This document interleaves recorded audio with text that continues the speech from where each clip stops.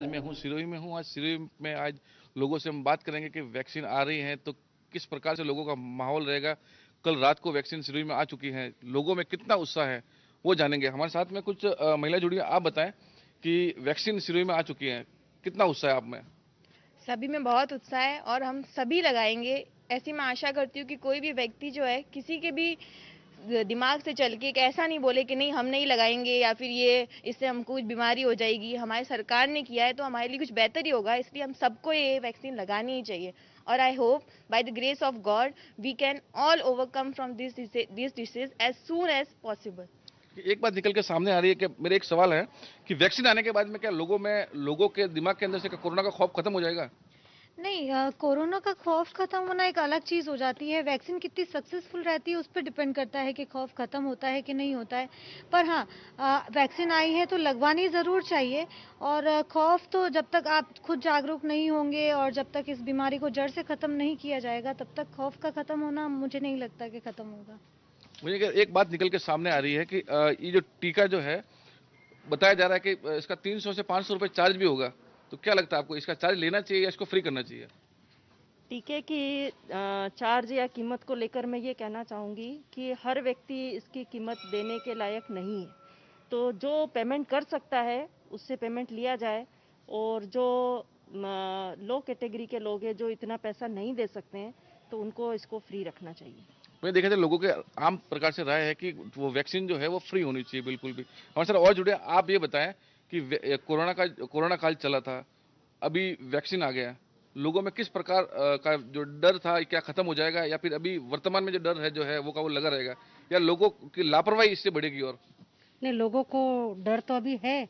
Vaccine आने के बाद भी ख़त्म तो नहीं होगा। भयभीत तो लोग रहेंगे वैसे। और वैक्सीन आने से लोगों में थोड़ी जागरूकता हो जाएगी कि वैक्सीन लगाए, हम थोड़ी बीमारी से बच सकते हैं। मुझे अगर देखा जाए तो एक बात साफ तौर से नजर आ रही है कि यहाँ पर देखा जाए तो यानी कि 10 साल से कम उम्र और यानी कि जो गर्भवती महिला है उनको टीका नहीं लगाया जा रहा है। लेकिन एक सवाल निकल के सामने आ रहा है कि क्या ये टीका ऐच्छिक होना चाहिए या फिर अनिवार्य कर देना चाहिए? नहीं, जहाँ तक ऐच्छिक और अनिवार्य का सवाल है, वहाँ पर जो पहले से प्रभावित है, जिस जिनको हार्ट डिजीज़ है या शुगर है और कोई प्रॉब्लम है, उन लोगों को लगाना बहुत अनिवार्य है। और जो यंग जनरेशन है, उनको थोड़ा से फ्लेक्सिबिलिटी देनी चाहिए। और छोटे बच्चों को लगाना अनिवार्य होना चाहिए, क्योंकि छोटे बच्चे हैं और जो बुजुर्ग हैं या जो बीमारी से अफेक्टेड हैं, उन लोगों को लगाना बहुत अनिवार्य होना चाहिए। कहीं ना कहीं देखा जाए तो साफ तौर से कहना है कि वैक्सीन जो है अनिवार्य रूप से टीका लगाना जाना चाहिए। लेकिन मेरे बीच में और जुड़े, सर आप बताएं, आपका नाम क्या है सर? मेरा नाम गोपाल सिंह राव है। मैं ये बताओ कि यानी कि वैक्सीन को लेकर सर लोगों में भी क्या स्थिति बनी हुई है, क्या लोगों में वैक्सीन आने से लोगों का डर खत्म हो जाएगा? वैक्सीन को लेकर के काफ़ी समय से प्रतीक्षा थी और उस प्रतीक्षा का अंत हुआ है। भारत सरकार इसमें सफल हुई है। मेरा तो निवेदन इसमें ये है कि भारत में स्पष्ट रूप से आर्थिक आधार पर वर्गीकरण किया हुआ है।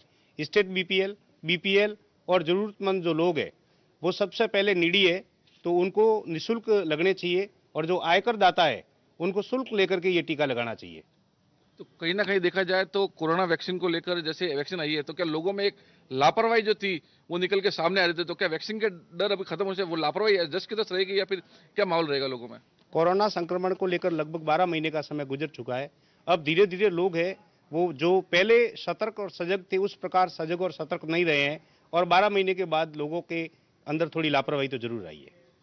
वहीं देखा जाए तो लोगों में साफ तौर से कहना है कि यहाँ पर कि कोरोना का वैक्सीन जो लगातार जो यहाँ पर खेप आई है तो लोगों में कहीं ना कहीं डर भी लोगों में खत्म होता हुआ साफ तौर से नजर आ रहा है। लेकिन वहीं अगर इन शिक्षकों का माने तो ये साफ तौर से कहते हुए नजर आ रहा है कि लापरवाही कहीं ना कहीं भारी पड़ सकती है। आप बताएं सर, वैक्सीन आई है सर, आप क्या कहना चाहेंगे सर?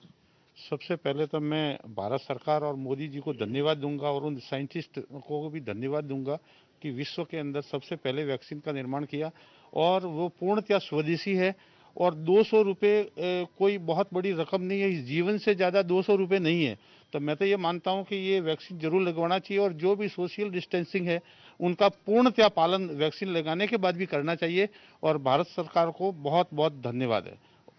वहीं अगर बात की जाए तो वैक्सीन की, तो कहीं ना कहीं साफ तौर से ये नजर आ रहा है कि वैक्सीन के प्रति लोग कितने उत्साहित है, कितने जागरूक है। आप हमारे साथ जुड़े हैं सर, आप बताएं वैक्सीन को लेकर सर आप क्या कहना चाहेंगे सर? वैक्सीन को लेकर के ये कहना कहना चाहता हूँ कि एक्चुअली जो है काफ़ी दिनों से इंतज़ार था इस वैक्सीन का, कब आएगी, कब लगेगी, कब हमारे इधर आएगी। अभी वहाँ दिल्ली में वहाँ घूम रही है, अब हमारे यहाँ पर आ गई है। आने के बाद में यही है कि करीब करीब सभी लगवाए तो बड़ी अच्छी बात है, और जो गरीब लोग हैं उनको थोड़ा सा ध्यान देते हुए जो भी कोई लिमिटेड कम से कम या फ्री में उनको लगवाएं, ये हमारा। कहीं ना कहीं देखा जाए तो लोगों में साफ तौर से कहना है कि यहाँ पर वैक्सीन जो है अपनी कैटेगरी के हिसाब से जो उसका मूल्य निर्धारित करना चाहिए, जो आयकर दाता है उनका मूल्य होना चाहिए, जो बीपीएल स्टेट बीपीएल में आते हैं उनके लिए निःशुल्क होनी चाहिए। ये आम जनता और सिरोही की जनता की राय है। सहयोगी पर्सन गोपाल सिंह के साथ प्रतीक सोलंकी, इंडिया न्यूज, सिरोही, राजस्थान।